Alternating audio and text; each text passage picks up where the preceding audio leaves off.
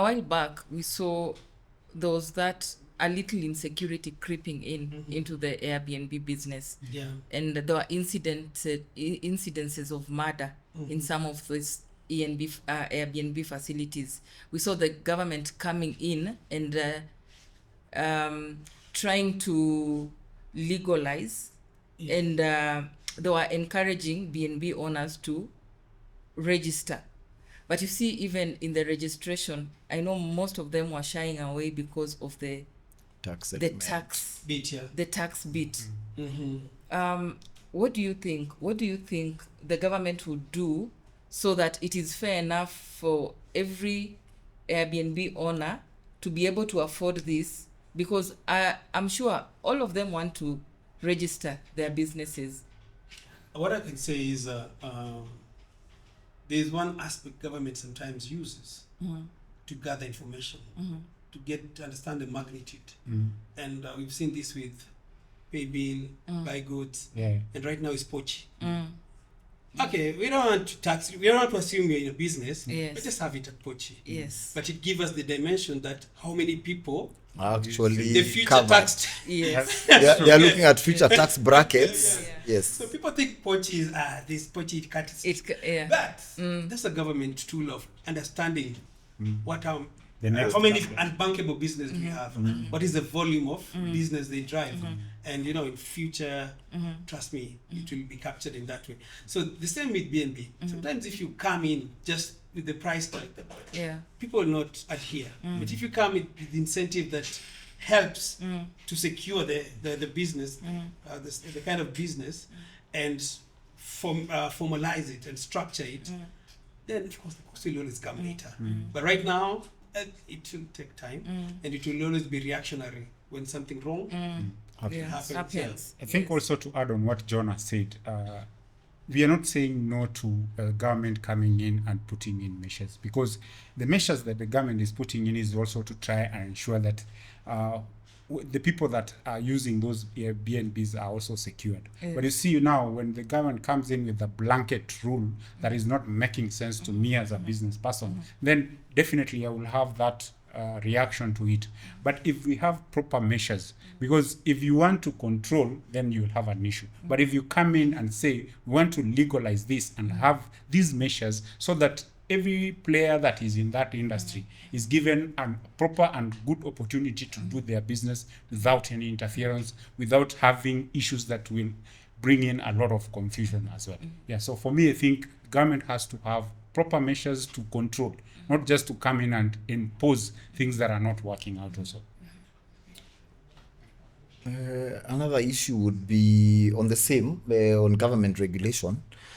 Sometimes the government wants to, as John said, it's more of a revenue collection thing as opposed to a development of that trade. I think we also, when we had the ride-hailing service that was competing with the matatus, and it was quickly killed because they said they were using tourist service vehicles as opposed to where you could book for transport on public transport from your house to wherever you're going, and it was on time every time. You're departing at this time, as opposed to the system where we have right now. You have in most of those people who run the Airbnbs, they don't run them on the platform. They run them as Airbnbs, but they are not actually on that platform. So those are the ones that they had issues with the security because there was no registration. The booking was not on the platform. But later on, you find that the rule is blanket in the fact that it covers everyone. Where they tell you have to put cameras in those. Most people go to those places for privacy. So when you start installing cameras, it beats the whole purpose of the Airbnb. If you're putting them in the public areas outside of the Airbnb, that is quite okay, because then you'll be catching the criminals, people with criminal intent who are going into those places. You find a lot of people who also run those businesses. Say sometimes they have clients who come in, go off the platform, and then bring damage to the property, and they are not held accountable because they have no follow. When they disappear the next morning, nobody knows where to get them. Yes. Okay. So still on the same topic about Airbnbs, I've seen some of the Airbnbs owners complain that business has really been bad of late. What do you think? Because even as we see, the uptake is high, but then that's why I'm still asking about saturation. Is it the location? What are we not doing right to actually make sure that the Airbnb market is well, how will I say, we are not seeing a gap in that? Because you see, even the hotels, the business in hotels is a bit low, and we would think that now the Airbnbs should peak because of there's a general trend economically where if you do not have enough money in your pocket, then the first things you cut off are travel, especially unnecessary travel, unless you're traveling for work, unless you're traveling for a function which you cannot miss, but where you're looking at leisure travel. But then again, on the other end, if you look at the recent holiday which we've just had, what we call the summer holidays for the international schools and for the local schools, the August holidays, where the trains were full from the 1st of August to the end of the month when kids resumed school. And after they resumed school, there was no one else traveling after that. So it was the families traveling, but then you find, again, I think, as I said, the product sometimes is a bit overpriced. Yes. So if you're trying to compete, if I look at it objectively, and you're charging me for a 1-bedroom Airbnb in Mombasa at about 8,000, a 1-bedroom probably occupies me and my partner maybe. If I need to travel with the kids, I might need a 2-bedroom. If I am going to a 2-bedroom and it is past 12,000-15,000, then I would rather stay in the hotel, because in the hotel I then get serviced. The food is available on demand. I don't have to go looking for anything out there in terms of shopping. Everything is provided as long as I can pay for it. And then you also have the concept of full board, and also there is the other concept of all-inclusive, where I'm paying for everything. And I get food, drinks. There's no more penny I am paying after I pay the initial amount. So in the market will balance out the pricing, first of all, and then it will also balance out the demand. Because as I said, the hotels were full, the trains were full, the flights were full. I was to do a conference in Mombasa, and I had to bring it to Nairobi, because there was the people who were coming in from outside the country could not get transportation to Mombasa. But there was no such demand in the other places. So you just need to look at the places which have demand. Diani is a big thing now. Watamu is becoming a big thing. Malindi, not so much, because that one is where actually the concept of villas and houses began in the Kenyan market. But now you find it is a very exclusive kind of setup, where you have people who build villas next to the sea, 4 or 5 bedroom. So if you're a family or if you're a group of friends, it's okay. But if you're traveling alone, then it is not very ideal.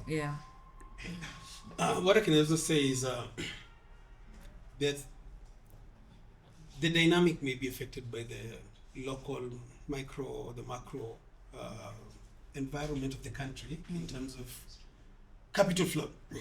So you can imagine, for over a year, all the major projects that were being undertaken, if you've been, you guys travel around the country, the recent past, and especially in Nairobi, you see a lot of construction coming back to life. Government had stuck with investors' cash, billions of money for over a year. That is cash crunch in the country. Just one bit of it. And there's a lot of effect to the same, to the local economy. Now, is it saturation, or is it poor uptake of B&Bs? It may be yes, maybe no. I think when you come into the B&B business in Kenya, and in any business that you do, there's usually dynamics depending on the quarter or the month. And the trend is usually the same. There's a peak season, there's a low season. And this, the more you run it, the more you understand the market. But I think the biggest challenge with Airbnb is in Kenya, because, we've run them, and you guys have them. Yes. Is I being a new entrant in the market, I need to know WhatsApp groups. Yes. Facebook groups. Yes. You've already to an extent what do you call it? Limited yes. the reach. Yes. The B&B this limits a lot of diaspora tourism. So now it depends on how you package yourself, and that's why I was saying sometimes government needs to take time and build in structures, because Airbnb may work well in the world, maybe not in Kenya. Why don't we have something that we can structure, localized, have something that sorts our business, and it can be very easy for reach, and and also the more you run it, the more you also have the firewalls. Yes. But I think the biggest challenge in terms of maintaining the clientele within the year, I think, is how to have all these, make it easier for people traveling. And it's not even for people traveling in. If I want to find B&B, where do I think? Should I go? As a customer, even as a Kenyan, I'm very green, and I'm like, where is B&B? You go to Facebook, you go to... There's something that needs to come. Booking.com, exactly. Trivago. Yes. Usually the usual pages, which are international in nature, but then you find also in the Kenyan owners are going the localized way without really exploring the external market. Yes. And the thing is, this international, websites sometimes do not favor us. Yes. Exactly. You can know your behavior. These people come, stay in your room, and later on say poor services. And sometimes it's discouraged so many Kenyans from listing on this platform. And that is why we need something localized. So when we come in, this same thing like when you come in another country, you don't have Uber, you have Farasi or something like that. You get it's the same thing that when you come to Kenya, you have to use this app for it will help a lot. I think something else also, John, we need also to be very clear, because location also matters. Yes, you don't expect to have your B&B in a very interior place or somewhere that is not like next to the road or near the airport or near the amenities that you're looking at, and you expect your return on that. So as you also look at where you want to put your money, you need to look at the location, look at also the product that you're offering, because sometimes we blame the clients that they are giving bad reviews, but in real sense, is your B&B up to the standard? Would I give my 2K to come to your B&B or give my 2K to go to a hotel? Because it has to make sense to me as well as a client. But then there's also a market for those people, the ones you're saying which are off-grid. There's also a market now, a market trend towards people who are looking for off-grid. You want far away from the town. Like if you go to Naivasha, they're always full during the week with the conferences. And on the weekends, with the travelers who go for the weekend. I think Alan is mentioning about what you buy versus what you get. Yes. You're selling me a nice road to the place. Yes. But when you drive there... It is an experience. It's a whole 4-week drive experience. The staging of the house was done just for staging. Then, I think it's also a big factor. Because if you really want to compete with hotels, then you have to put in the standard that the hotels have, so that someone will not think twice about going to an Airbnb. They'll know that the standard is the same or even much better. Yes. And also the recommendation of the customers who have been to your property, because that plays a very big part.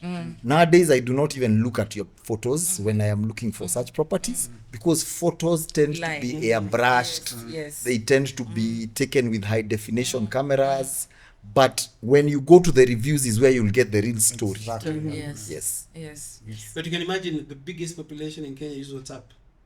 Where do you get these reviews?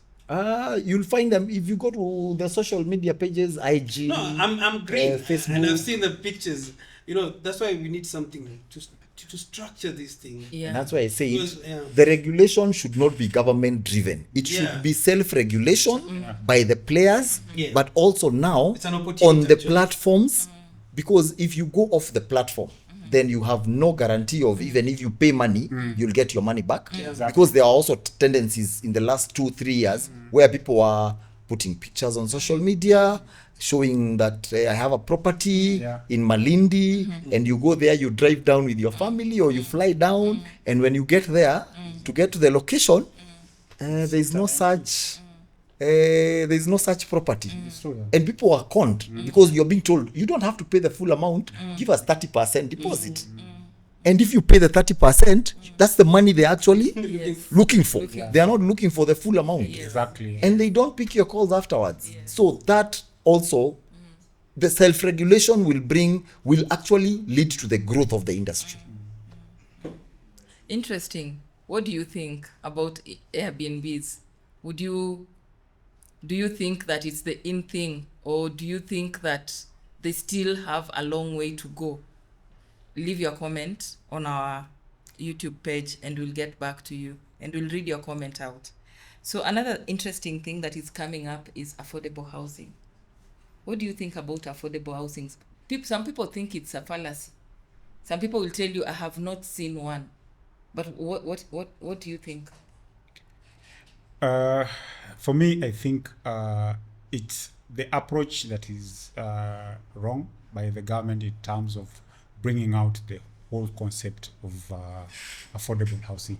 It's a very good initiative. It is something that can really put us up there and remove all these other shelters that are there. But the government is not doing it right. They have to come up with modalities of making sure that the affordable housing project is properly marketed.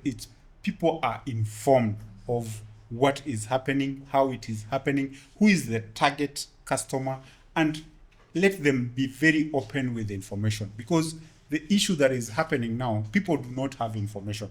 The people who have registered to get those houses, but they don't know what they are going to get, or what they want, or what is there, or whether they will get those houses. You see, the information is so limited that even me as a person, I will think twice to even start having that conversation about owning that particular house. John, so, I think you reviewed. Yeah, John is the one who can give us more information. So you can tell us more about the uptake, about the reviews of the... There's one catchy point the government focuses on, is on the price point. But apart from that point, as you guys are saying, you don't know the delivery timeline, the delivery promise. Like most developers will tell you this is going to end in 2025 July. Completion. For government, occupation. It is open-ended. If you are ready, we'll inform you. So, being money taxed from Kenyans and then selling the property before the final production, it begs a lot of questions. Kwani pesa inaenda hii kitu mnaweza gonga na miezi nne. Actually, the other day I had a question from someone asking when the president mentioned that they are doing the affordable housing, and the money that remains from whatever they are collecting from the Kenyans, they are building markets. So now we've diverted from the affordable housing to the markets. So people are now even calling them the avoidable housing project, which is, I believe, as Alan and John said, it is more of an informational issue, because again, when you're looking at property, you already have the money. Don't dangle for me the price. If you dangle for me the price, I'll start asking myself questions. Exactly. Is the quality of the finishes proper? Was the build quality okay?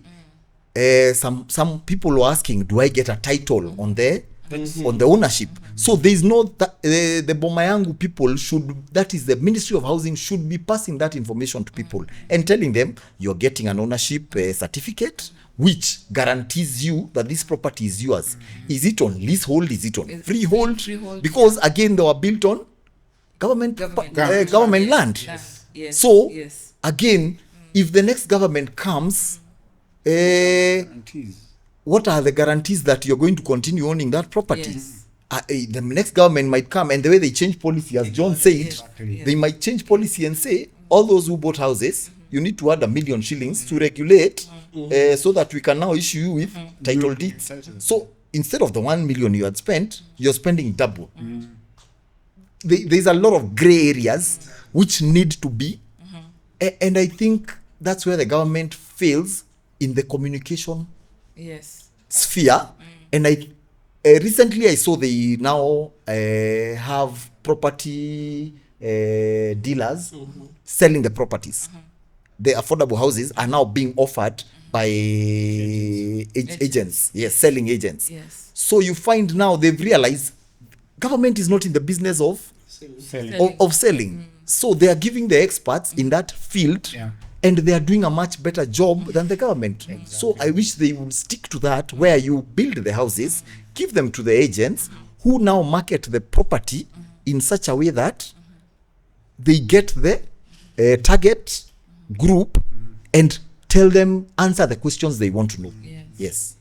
But still, even if they're giving the houses to property agents to sell, don't you think that the government also needs to come out and make people trust this project, in that I am buying into this property, knowing that if there's the next government coming in, my property is safe. Those guarantees are the ones that are not there, and that's why you are seeing them giving to the agents, because the uptake is not as bright as they are putting it to be. And then even the ones who are buying, you're hearing some people saying the same leaders and politicians are the ones buying the property. So they said one ID, one house. Yes. But you'll find people have proxies. This is Kenya, and we know how it operates. Yeah, it's true.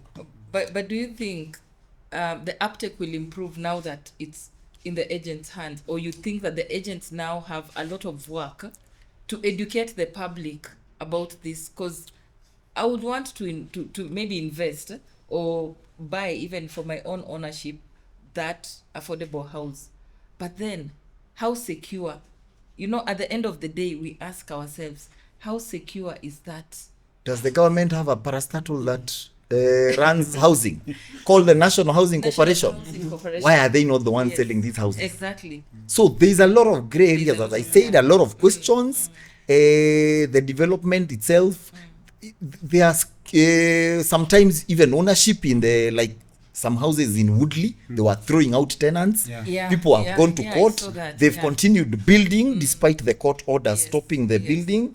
What if at the end of the day, when you buy, and then the court says the people who are evicted need to be compensated by being given units first, and you had already bought your unit in there, and then you're told you'll have to wait until we do the second phase, and they're holding your money.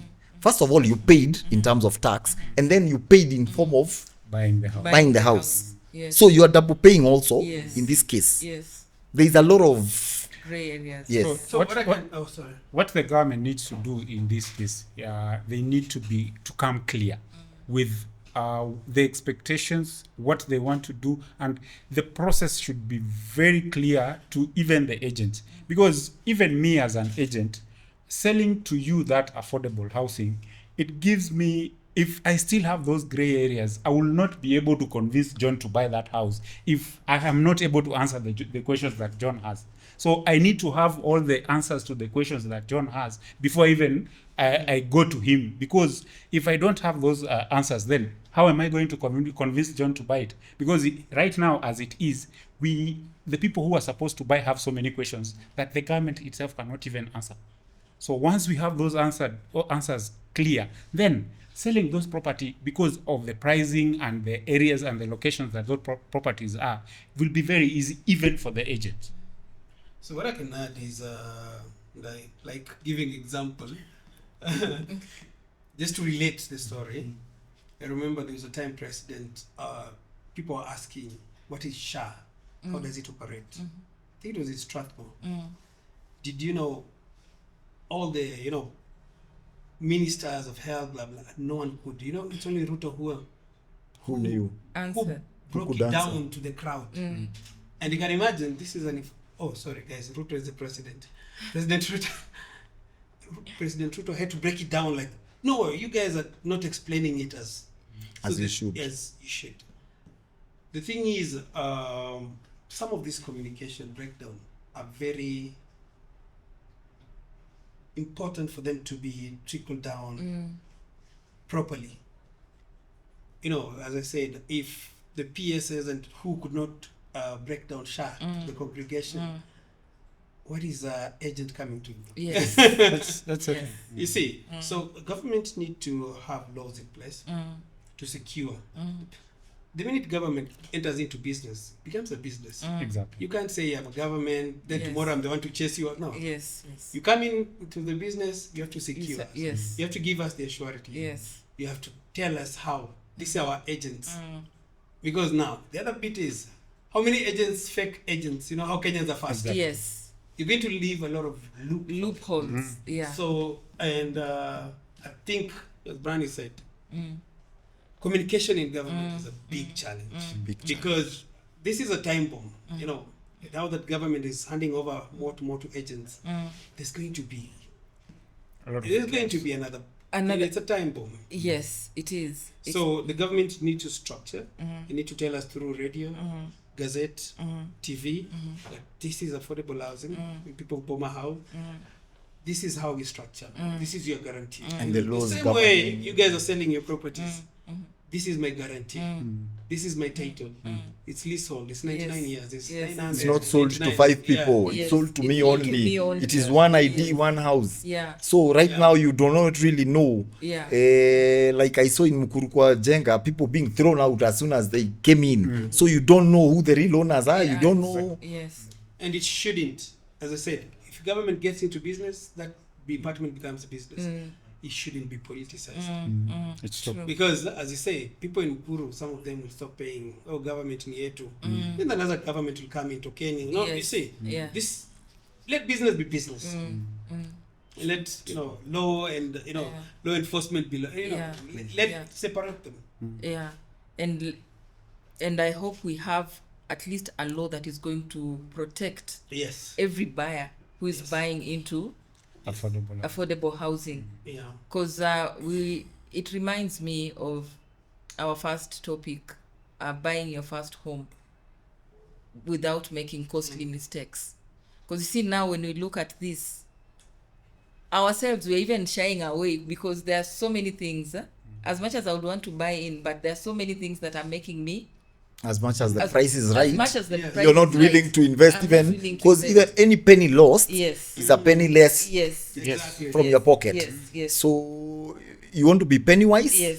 and nobody really wants to risk, especially the investors who are looking to invest, as you said, for rental purposes, to rent out commercially. They will shy away from the project, Yeah. not because the price is wrong or because the build quality is bad, but because the communication out there is just off. Yes. And the other bit is, if I can just add on it, there's a framework which, affordable housing was built on. Salary.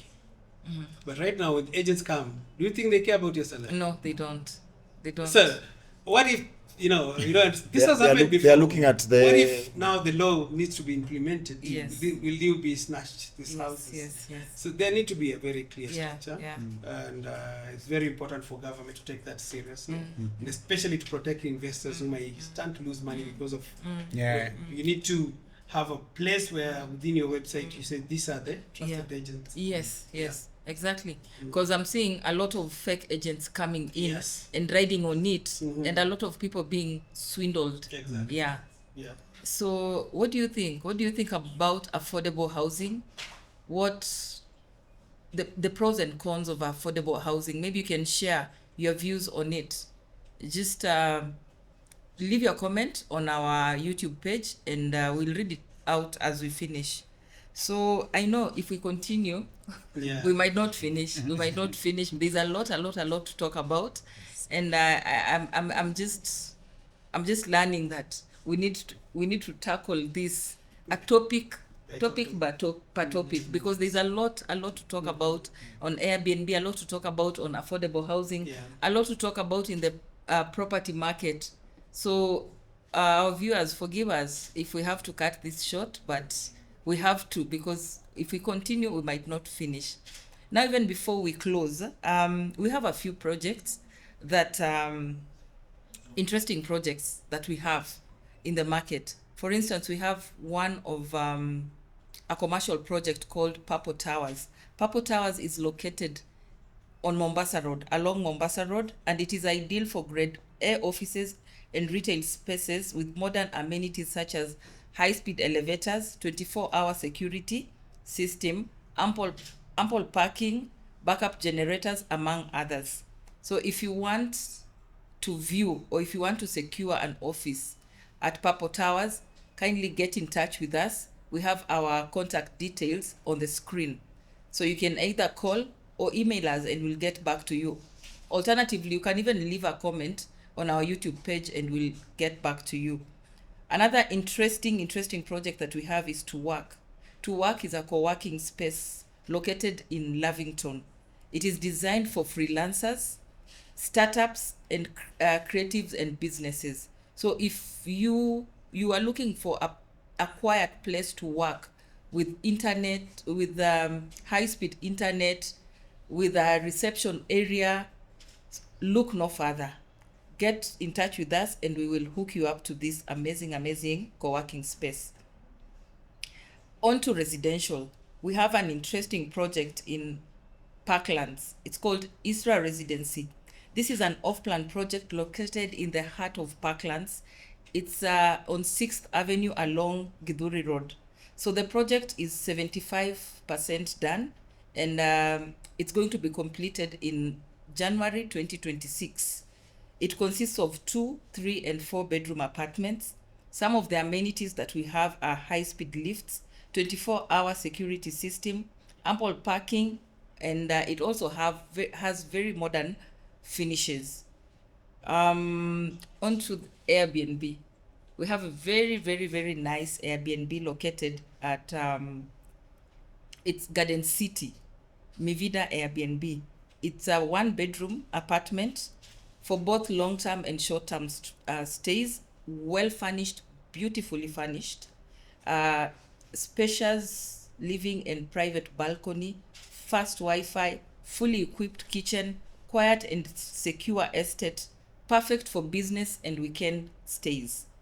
So if you want to get more information about this, don't forget to reach us on our office line, our email, or drop us a comment on our YouTube page or even Facebook page, and we will get back to you. So let me check. Do we have any questions on our pages? Can someone help me check if we have any questions so that we can tackle it?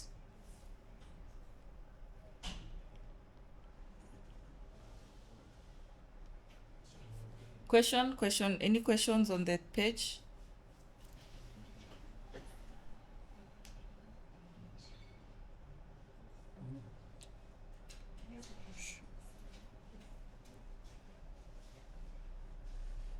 So alternatively, they can leave suggestion on what other aspect they would like us to talk about next. Yes. So guys, leave the suggestion on the comment section. We'll be able to tackle each. Some of these questions need to be delved deeply. Yes. Give a suggestion as you like the video, like the channel. If you're from African Traveler, please remember to subscribe to Brilliant Homes. Yeah. It's a very reliable real estate company. If you're planning to lease, buy, rent, Airbnb, reach out. Check their website as well. Yes. Yeah. I've actually come across a few questions. Grace is asking, is now the right time to buy land, or should I wait for prices to drop? Have prices ever dropped? Price for land in Kenya has been on upward trajectory forever. We'll say for houses they are dropping, but for land they are rising, because again, as I said, we are moving from the single dwelling, which was occupying smaller space. So now what people do is you buy 4 single dwellings and convert them into an apartment which can occupy 60 units. So that land value will not go low, it will go higher. Actually, And even John, what trends have you seen lately? So trend, if you see the report by, was it Haas Consult? We have Nate Frank. We have Saiton also reports. Saiton report actually mentioned that in 2024, 2025, land price appreciation or return on investment, the land price was higher than property. You know that. Yes, that's what I'm saying. Fastest On land, growing. it's higher than property. In Kenya, there's a reason why you have a lot of land always goes up, because people hold land with the heart. Yeah. You know, that's something that research was done. But I think there's a farm in New York, and we're like, why is, there's post-election, there's what, but the land price is still going up. And in Kenya, probably if you're in a different country, you'll never understand, but it's our obligation, it's my obligation to have land. Own a own. piece of property. So, and that, and one of the reasons why we didn't mention this, but there are so many, Nairobi high rise is growing, is it's the only way to recoup your return on investment, because the property price is high. If you build a single dwelling unit. If you buy $1 billion, a very small piece of land, the only way you can recoup is. I think we are at $1 billion in Upper Hill per acre.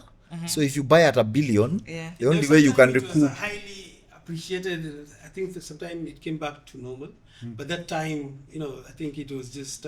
But the realistically is land across the country never depreciates. Yeah. Okay.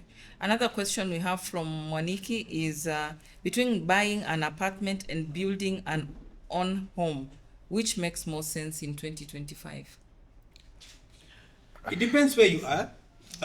Location, distance. So number one, he said house to live or to do what? Yeah. He wants to buy an apartment. Buy an apartment or build for living or for living. I don't know. It's location based. It depends. Number one, with what you want, the location you need. If you're going to have a family, if you're going to have kids and you have young kids, I think the most ideal would be gated community. Yeah.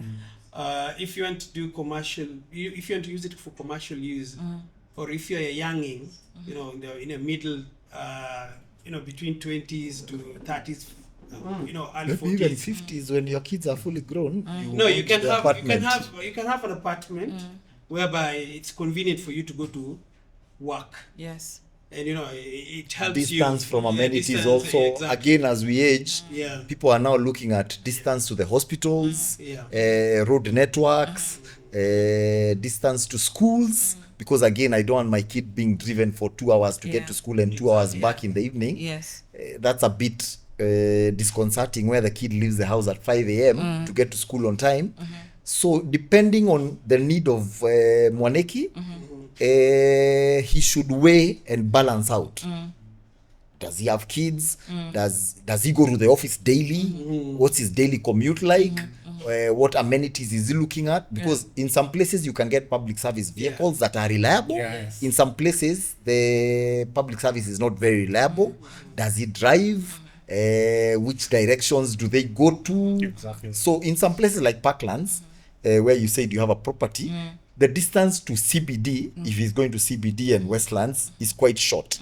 But the price also is quite high. Yes. But if you look at an area like Ruaka, which still has apartments, the price is not as high and the distance is not as far.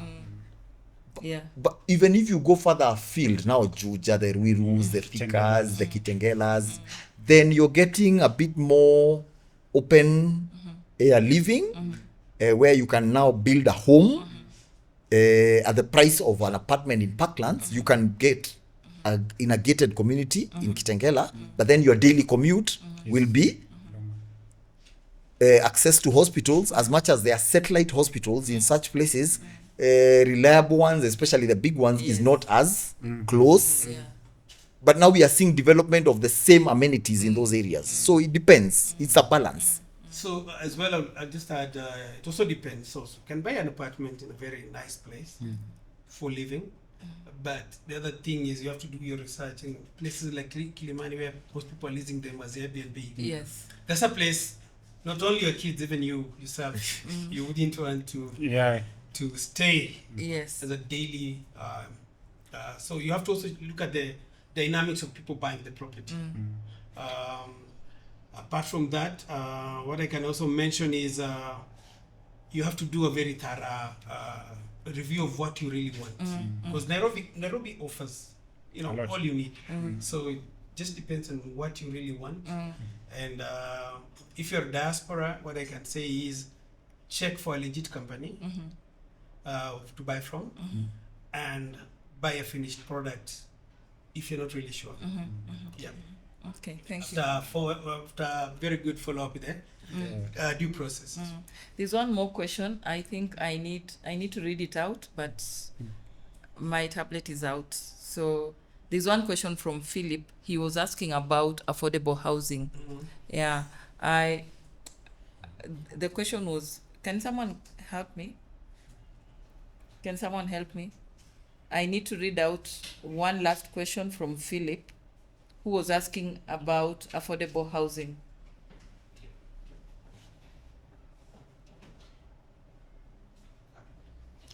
Thank you. So one question from Philip, the last question. Why should I pay for the affordable housing with all the uncertainties? And plus, it's on public property rather than buy land and build on it.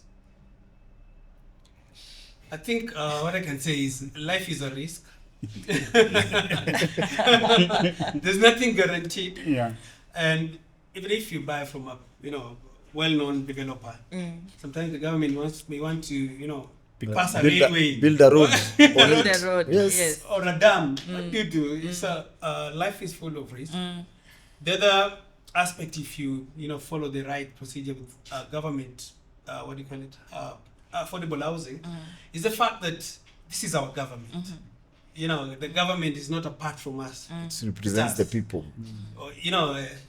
The government objective is to make its people's life better and secure, and progress the country. Yeah. The government on the other side wouldn't be the first one to destroy initiative done, regardless of how it was done by the previous government. Yeah. There's some wrongs the government wouldn't really. Yes. So I think also to add on it, John, government should really come out clearly and give the buyers the confidence they need in terms of having the proper information about the houses that they're buying. Because as we said, there are so many gray areas that even me as a buyer, I still have so many questions. Question marks. Especially when you go to the bigger properties, not the bed sitters and the one bedrooms. When you go to the 3 bedrooms, they are 3 million. 3 million is quite a chunk of money. I can go and invest elsewhere and get a proper. The land may probably in the suburbs, as John said, Kitengelas, the Ngongs, the Rongais.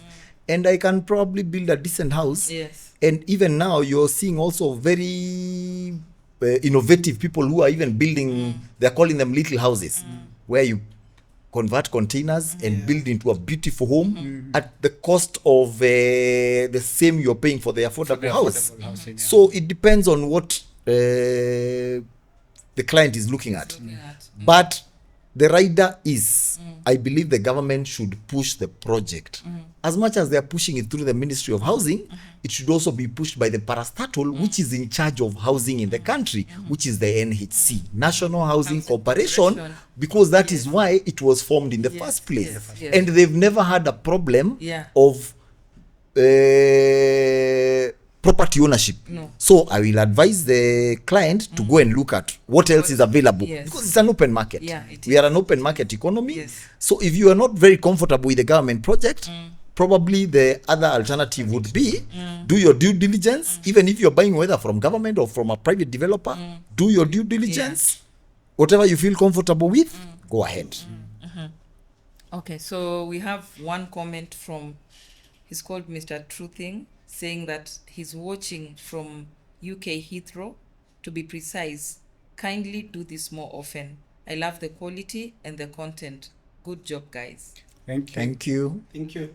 One last question that has just come in from Mr. Busaka. It says, with the current shift in real estate market, do you think it's smarter to invest in off-plan projects now or wait to buy ready properties later? I think we tackled this and we said when you want to buy an off-plan project, you have to have a clear-cut plan Roadmap with the developer that you do your payment based on phases or on completion. Landmark. Tired payment Yes, based because on if completion. you just put in your money at once, you are at risk of losing your money. So you agree with the developer and clearly state the phases or the plans that on how you're going to do your payment, so that you don't put your money at once. So once they complete a certain phase, you do a payment. When they complete the second phase, then you do a payment until the end of the project. Then you can finalize and take. And even before you finalize, you go check on the fixtures and everything is as per what you want. Then you can do your final payment. Because in Kenya, we've faced so much issues with off-plan projects. There are off-plan projects that are now like 10, 15 years, 20 years, and they're not still up. Complete. And people have paid their money. Their whole savings have been put there. So it's good if you just agree with the developer, do it in phases. I believe also you talk to a lawyer. It's important because then they can put the money in an escrow account. So if you're looking to buy off plan, put the money in an escrow account where the property developer will only get the money, access to it, when they get to the end of the bargain. I've been beaten once, so I know I have experience with that. And I believe for me advising anyone, there are so many completed projects. I prefer that direction. That's my personal opinion. Yeah, off plan, you save on the upwards of 1 million. Yes. So it's a good thing. For most people, they've suffered, but for the biggest population, they've enjoyed it. So sometimes, the bad side gets to be shown, to be talked to most of the time. But as our brothers here said, have it entire. Agree with the, as we said earlier, agree with the developer. If it's a 10 million house, how much until the slab is done? And most of the developers, because I've worked with majority of them, they agree. They use their money, you compensate after that stage. You verify, you compensate. They go to the next step. Yes, until the house is finished. Even if the developer will run bankrupt, you will not lose a coin. But that is before you've done very good due diligence and involved a legal expert also in the initial phase. So it's very important for you. But off-plan is good. You save a lot. True. I agree. Off-plan is good. You save a lot, but you have to be careful. Very. And also you can also do a research. We have developers who've been doing off-plan and they have finished projects. 10, even some have even done 10 projects on off-plan. Some 5, some 3. There's that reputation that someone builds over time. So besides that, also get an advocate to also advise you on what to take. So viewers, we've come to the end of our episode today, and before even we wrap up, I'll just ask my panel to say something as we close? A brief. That's a statement. Interesting. So we've had a lot to discuss, and I believe the information that we've discussed here is just to help someone make the right decision when it comes to property buying. So keep watching us and be sure that we'll have something for you. I will tell the viewers, be penny wise, follow the advice, do your due diligence. Every time. No exceptions. Every time. Due diligence. Use the legal capabilities afforded to you. Some things may cost you more money, but they are necessary. They will save you money in the long run. So yeah, it's been a great discussion today. And guys, just leave the comment. Let us know what you want us to discuss more. I think we've delved into two main areas, and yeah, we've both shared what we know, and I hope you guys really gotten some insight on how to grow your and secure your investment. The thing is, the country will keep growing, properties will keep appreciating in price, so don't be scared, but don't be fooled. So keep watching, and don't forget to like, subscribe, and share as well. Yeah. On both platforms. So if you're not following Brilliant Homes, please go check their website. They're doing very amazing information in terms of property ownership, and they also do sell and lease and properties. I don't know what I can break. I don't know how I can break that down, but yeah. Thank you. Thank you guys for coming. Thank you viewers for listening and watching us. It's been great. It's been amazing. Looking forward to another special edition like this, and kindly give us a topic that you need us to cover, and we will be glad to cover it. Don't forget to subscribe on our YouTube page, Brilliant Elite Homes, Facebook page, Brilliant Homes, our Instagram, Brilliant__Homes KE. Till next time, this has been Keys and Bricks, and I've been your host, Lorraine Ashimosi. See you. Thank you.